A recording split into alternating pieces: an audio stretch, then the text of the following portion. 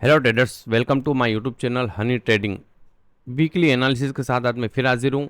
हम एनालिसिस करेंगे next week gold में क्या मूवमेंट रह सकती है, गोल्ड प्राइजेस अप जा सकती हैं, डाउन आ सकती हैं, और नेक्स्ट वीक हमारी ट्रेडिंग स्ट्रेटजी क्या रह सकती है, कहाँ से हम बाय और कहाँ से सेल की ट्रेड ओपन करके गोल्ड मार्केट से प्रॉफिट बना सकते हैं। तो चार्ट पे चलने से पहले चलते हैं फॉरेक्स फैक्ट्री पे। फॉरेक्स फैक्ट्री पे हम देखें तो नेक्स्ट वीक हमारे पास क्या क्या डेटा अवेलेबल है जो गोल्ड प्राइजेस को वोलेटाइल कर सकता है। तो चलिए चलते हैं फॉरेक्स फैक्ट्री पे। 28 अप्रैल मंडे वीक के फर्स्ट डे अगर हम देखें तो हमारे पास कोई भी डेटा अवेलेबल नहीं है। उसके बाद हम चलते हैं ट्यूसडे।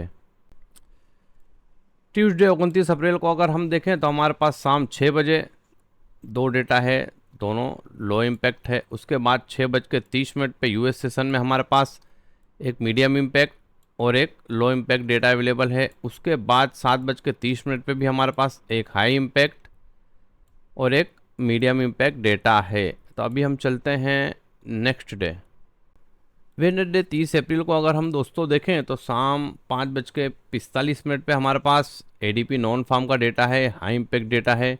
उसके बाद यूएस सेशन में शाम 6 बजे भी हमारे पास काफ़ी सारे डेटा अवेलेबल हैं, जिसमें दो हाई इम्पैक्ट एडवांस जीडीपी का और उसके बाद एक एडवांस जीडीपी प्राइस का लो इम्पैक्ट डेटा है, सॉरी मीडियम इम्पैक्ट डेटा है।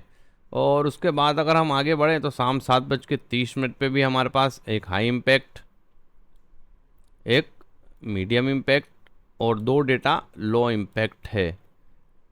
तो वेडनेसडे हमारे पास काफ़ी सारे डेटा है, जिसमें एडीपी नॉन फार्म का डेटा है, काफ़ी वॉलेटाइल कर सकता है गोल्ड प्राइजेस को। तभी हम चलते हैं नेक्स्ट डे थर्सडे को अगर हम दोस्तों देखें तो भी हमारे पास थर्सडे भी काफ़ी सारा डेटा है, जिसमें शाम 6 बजे हमारे पास एक हाई इम्पैक्ट अनएम्प्लॉयमेंट क्लेम और उसके बाद 7:15 पे भी हमारे पास एक डेटा है, फाइनल में मैन्युफैक्चरिंग पीएमआई का डेटा है, मीडियम इम्पैक्ट है। और उसके बाद 7:30 पे फिर से हमारे पास तीन डेटा है, आईएसएम मैन्युफैक्चरिंग पीएमआई का हाई इम्पैक्ट है और दूसरा एक डेटा है आईएसएम मैन्युफैक्चरिंग प्राइजेस का मीडियम इम्पैक्ट है और एक लो इम्पैक्ट डेटा भी अवेलेबल है। तो अभी हम चलते हैं वीक के लास्ट डे फ्राइडे को।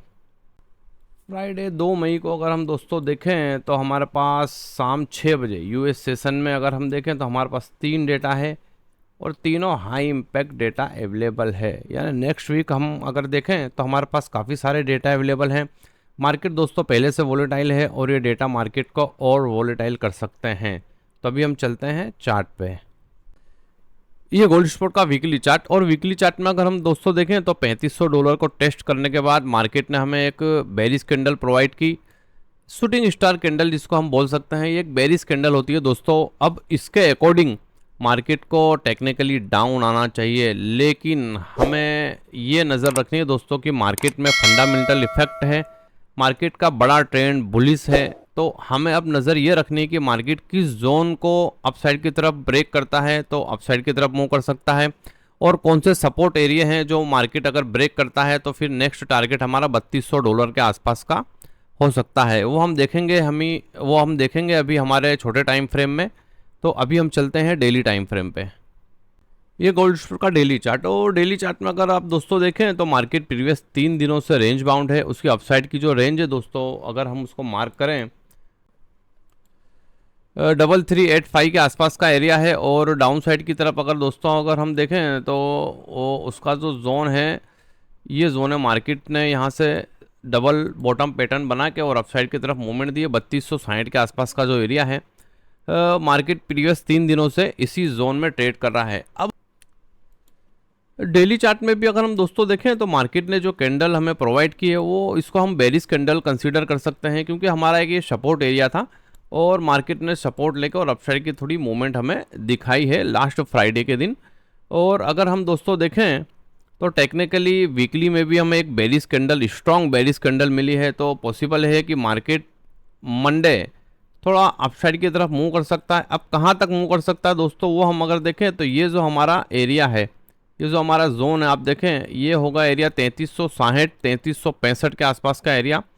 गोल्ड प्राइसेस इस जोन से रिजेक्ट होकर और फिर से एक बार डाउन साइड की तरफ आना चाहिए। और कहाँ तक आना चाहिए दोस्तों, ये जो हमारा एरिया है आप देखें 3200 3220 के आसपास का जो हमारा एरिया है, ये हमारा स्ट्रॉन्ग एरिया है, सपोर्ट एरिया। गोल्ड प्राइसेस को कम से कम ये वीक इस रेंज में आना चाहिए। अच्छा, दूसरी साइड हमें ये भी देखना है दोस्तों कि मार्केट में फंडामेंटल इफेक्ट है।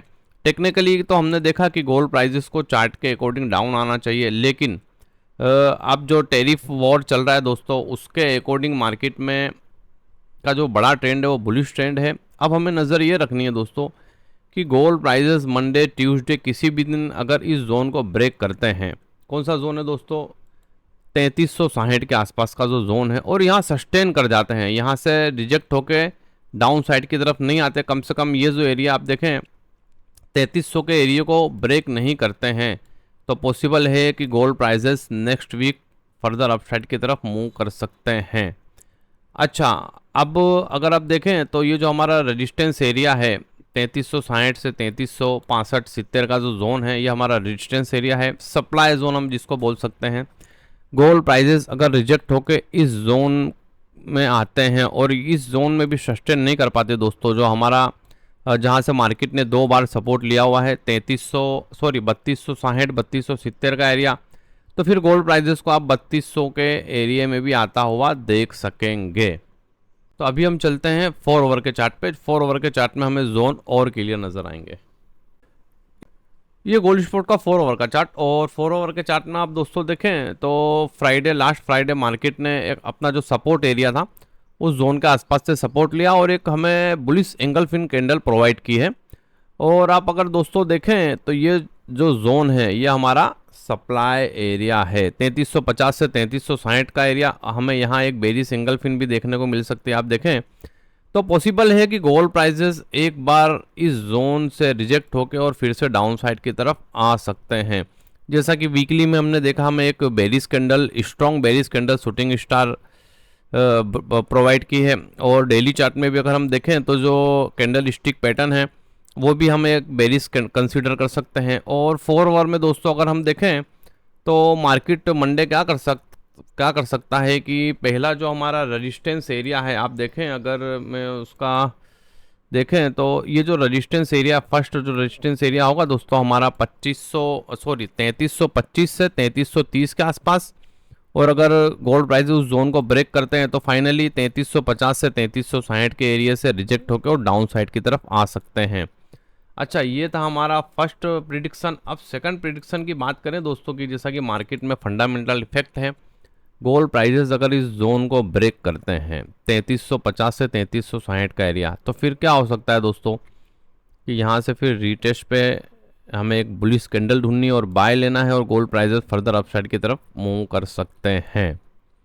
ये हमारा बाय साइड का तरफ की प्रिडिक्शन है। और डाउन साइड की तरफ अगर दोस्तों हम देखें तो गोल्ड प्राइसेस अगर यहाँ से रिजेक्ट होते हैं तो फाइनली आपकी इस जोन को ब्रेक करेंगे और ब्रेक करके रीटेस्ट पे फिर यहाँ से हमें सेल देखने को मिलेगी और गोल्ड प्राइसेस का जो नेक्स्ट टारगेट है $3200 के आसपास का हो सकता है। आप दोस्तों देखें ये हमारा डिमांड एरिया है।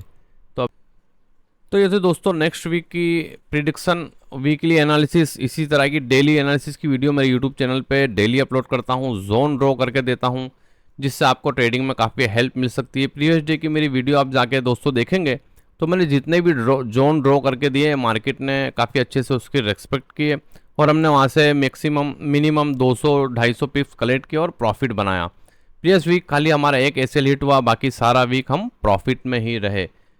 तो इसी तरह की एनालिसिस के लिए आपको क्या करना है दोस्तों, चैनल को सब्सक्राइब करना है, लाइक करना है। तो चलिए मिलते हैं नेक्स्ट वीडियो में।